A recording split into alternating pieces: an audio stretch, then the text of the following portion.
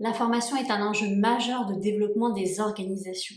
En effet, c'est en développant les compétences de ses collaborateurs que l'entreprise performe. Mais connaissez-vous vraiment vos fonds formation?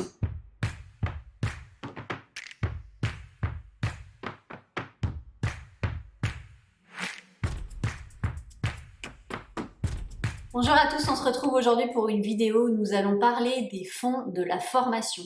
En effet, tous les ans, vous versez auprès de votre opérateur de compétences, votre OPCO, vos fonds de formation continue. Alors bientôt tout cela va s'arrêter puisqu'il s'agira d'un versement auprès de l'URSSAF à travers votre déclaration sociale nominative. Néanmoins, aujourd'hui, vous versez toujours auprès de votre OPCO.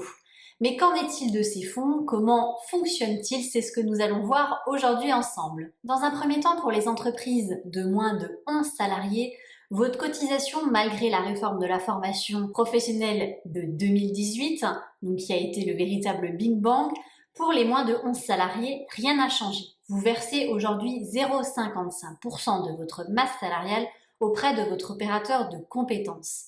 Ces fonds-là sont des fonds qui sont mutualisés à la source. Vous allez donc bénéficier de fonds mutualisés afin d'organiser vos formations. Ces cotisations vous permettront aussi de bénéficier des fonds de l'alternance pour faire du contrat d'apprentissage, du contrat de professionnalisation ou encore de la PROA. Pour les entreprises de plus de 11 salariés, vous cotisez à hauteur de 1% de votre masse salariale et de façon spécifique pour les entreprises de travail temporaire, vous cotisez à hauteur de 1,3% de votre masse salariale. Pour les entreprises de 11 à 50 salariés, vous allez bénéficier du plan de développement des compétences, le PDC, appelé anciennement le plan de formation. Ce fonds-là vous permettra de financer des actions plutôt courtes et il s'agit donc de fonds mutualisés. Les autres fonds vous permettront de financer des formations qualifiantes, certifiantes ou diplômantes dans le cadre donc de l'alternance. Pour les entreprises de plus de 50 salariés, la différence cette fois-ci est notable depuis la réforme donc de 2018.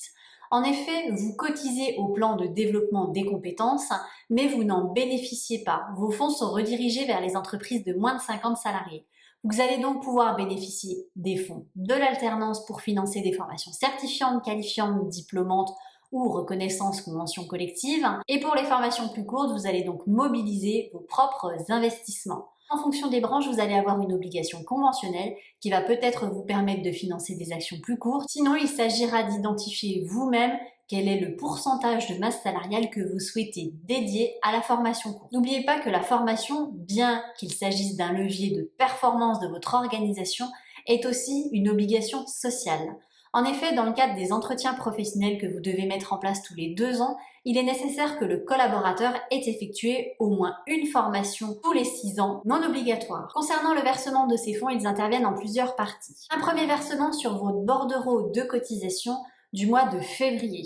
Vous allez ensuite verser un second acompte au mois de septembre ou au mois d'octobre. Et pour finir, le solde sera transmis afin d'établir une masse salariale réelle au 28 février de l'année suivante. Il vous restera donc 2% à verser. Si toutefois vous aviez trop versé, il faudra vous rapprocher de votre OPCO pour connaître les modalités de ce dernier acompte. Comme je vous le disais précédemment, d'ici 2022-2023, il s'agira donc de l'URSSAF ou de la MSA en fonction de la caisse dont vous dépendez, qui prélèvera vos cotisations formation à travers vos déclarations sociales nominatives, vos DSN. Toutefois, quid des versements conventionnels?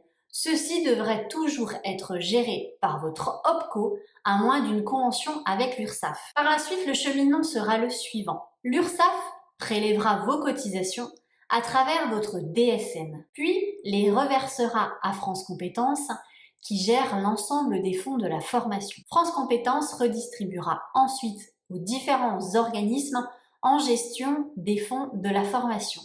La Caisse des dépôts et consignations pour le CPF, les régions concernant le financement de certains établissements et les OPCO concernant le financement notamment de l'alternance. Les OPCO vous redistribueront par la suite vos fonds. Une question reste en suspens pour moi. En effet, lorsque vous multipliez les interlocuteurs gérant les fonds de la formation, il y a fort à parier que des frais de gestion soient appliqués. Quid donc de ces frais de gestion et des fonds finalement redistribués? Nous le verrons dans les prochaines années. Concernant la taxe d'apprentissage, c'est un peu différent. En effet, aujourd'hui, les OPCO continuent à percevoir la taxe d'apprentissage jusqu'en début d'année 2023 où la taxe d'apprentissage sera aussi perçue par l'URSSAF. Maintenant que vous connaissez un peu mieux le cheminement de vos formations, il sera bientôt l'heure de votre deuxième acompte, donc je vous dis à vos acomptes et à très vite pour une nouvelle vidéo.